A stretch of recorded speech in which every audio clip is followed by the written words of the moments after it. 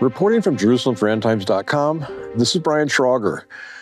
For the past 2 years, Bethlehem has not decorated for Christmas.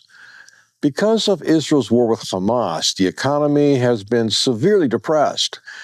Many Palestinians who used to work in Israel lost their legal right to do so, and tourism plummeted. This year, decorations have returned. There's a huge Christmas tree directly in front of the Church of the Nativity in Manger Square. And there is a life-size creche.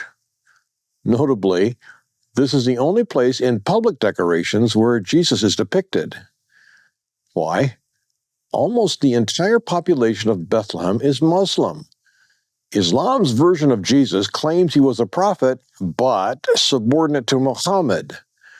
What Islam cannot stomach is any claim that Jesus is the Son of God, died for the sins of humankind, rose from the dead, and will return as the world's sovereign ruler. That's why almost all of Bethlehem's public decorations depict angels and Santas, but not Jesus, except in Manger Square. Even there, however, it helps to have a camera with a zoom lens. In spite of this important dynamic, it is nice to see Christmas return to Bethlehem. To help us understand it, we meet up today with my good friend, Paul Calvert. Paul is a unique, multi-talented ambassador for Jesus in the home of his birth, a place where he's lived for the past 12 years. Join me as we walk around and sit down with Paul Calvert. Hi, Paul. Thank you for getting up to do this. I really appreciate it. Before we jump in, let's take a quick visit to Manger Square in Bethlehem and see what's happening there in preparation for Christmas. We are in Manger Square, and you live very close by. You've lived in Bethlehem for how long? Yeah, I've lived in Bethlehem for just over 10 years. So you know this place probably as well as anybody I know. So let's take a look. We are in Manger Square near the Church of the Nativity, and other activities are going on. Let's take a look. Show us around, okay? Yeah. Well, it's exciting at the moment because the Christmas tree is going up. So for the last 2 years, we haven't had a Christmas tree. We haven't had any lights. Of course, on October the 7th, it was a very, very difficult time for Israel. And it was a very difficult time for the families who were sending their sons and daughters out to war. But it was also a difficult time here for Bethlehem because Bethlehem is built on tourism. So when the war started, all the tourism just basically died overnight. You can imagine overnight, and Bethlehem particularly has suffered twice because you had the COVID in the year 2000. So people just built some nice money. Then they lost it all. They lost their jobs. Then you start building your money back up again. And then the war started. So it's been very difficult. And that affects a lot of the industry here in Bethlehem. You got the taxis, you got the buses, you got the hotels, even the company that makes the beer, because the people come here and they drink some beer. Well, there's no tourists to drink it. Yeah. So it just affects absolutely everything. Washing the sheets and things like that. If you've got a laundry company sending it, so a lot of businesses have been affected here in Bethlehem, and that just means the unemployment has gone sky high because of everything that's happened here at the moment in Bethlehem. It's very sad. But the exciting news is Christmas is back this year. That's great. You can't cancel Christmas, but there's been no real celebration. So on the first Christmas after October the 7th, the Scouts marched through Bethlehem, but they didn't play any musical instruments. They had banners saying "Stop the War." Then last year they marched again and they were blowing a whistle. So I'm hoping this year, I was supposed to be doing an interview with the mayor of Bethlehem today to find out exactly what's going on, but he's very busy today.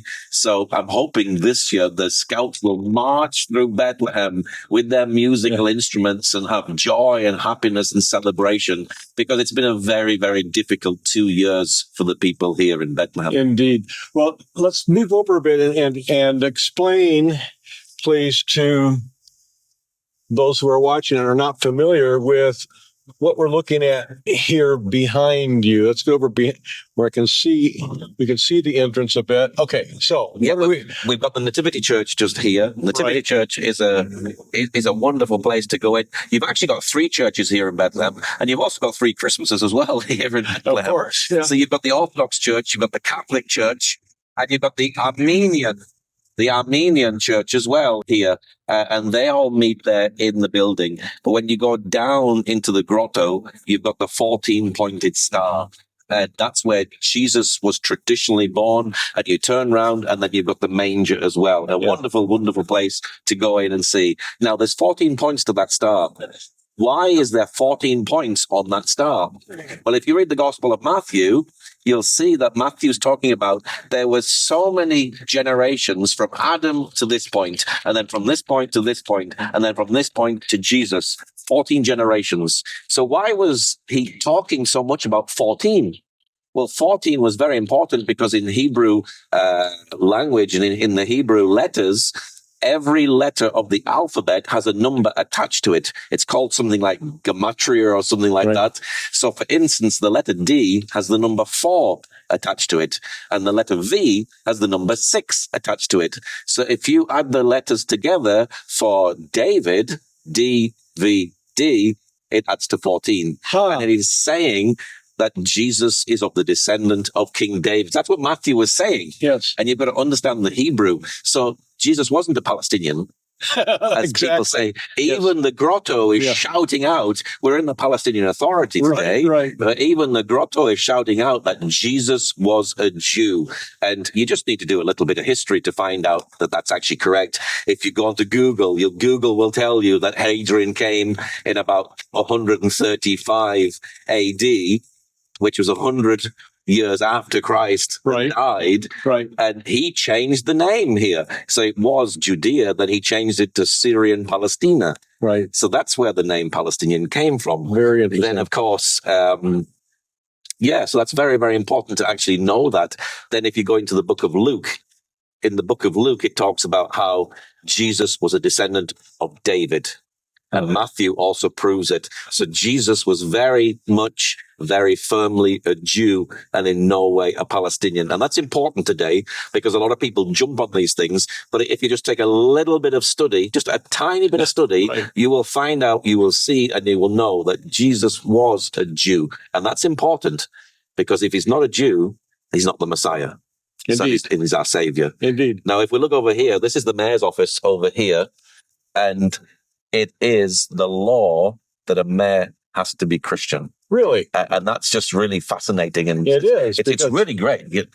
So many in Bethlehem now are not Christians. It's like the vast majority here are Islamic. Isn't that true? Yeah. I don't know what percentages it is. I would say it's probably something like 28% here in Bethlehem is Christian.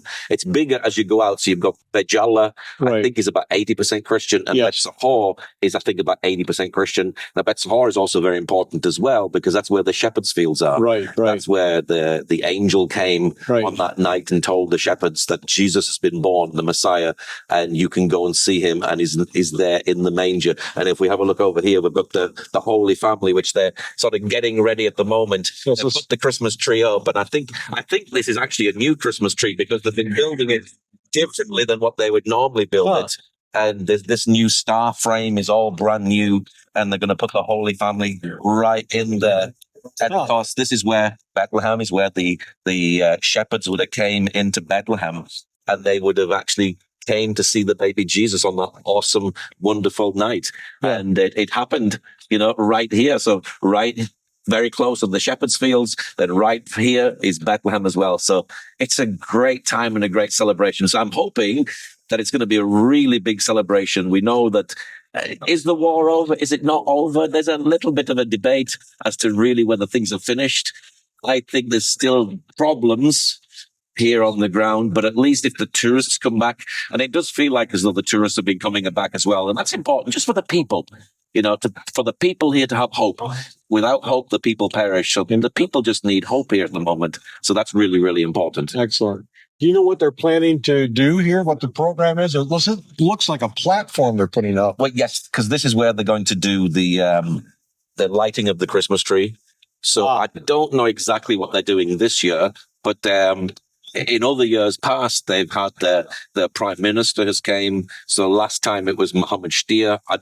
I don't know if he's coming this year, and he presses the button on the to light the Christmas tree. They have the countdown, and the tree lights up, and then all the lights that are around about they light up, and then after that they have fireworks, and the fireworks go off, and it's a great celebration. It's great night. People come from all around to do that, and also as well, all the scout troops of the whole area, they come on Christmas Eve and they march down Star Street, and they're bringing in the Holy One, the Bishop of whoever it is, and he comes in and he comes into the church, and at night time the president comes for the Mass, the Christian Mass at midnight, and they have Mass at midnight on the 24th of December. And then the 6th, I think it is Christmas for the Orthodox, and then the 18th is Christmas for the Armenians. So we have 3 Christmases. So it would be nice if we got 3 lots of presents and 3 lots of Santa Claus. But we have 3 Christmases here in Bethlehem as well.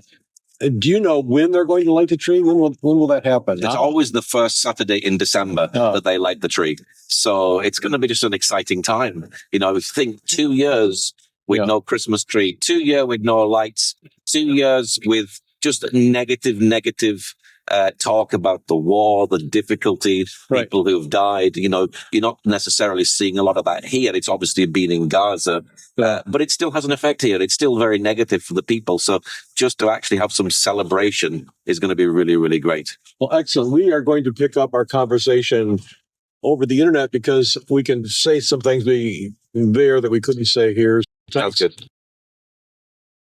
If you're not yet a subscriber to endtimes.com and would like to see the rest of this important report and others like it, I urge you, subscribe right now at the website endtimes.com.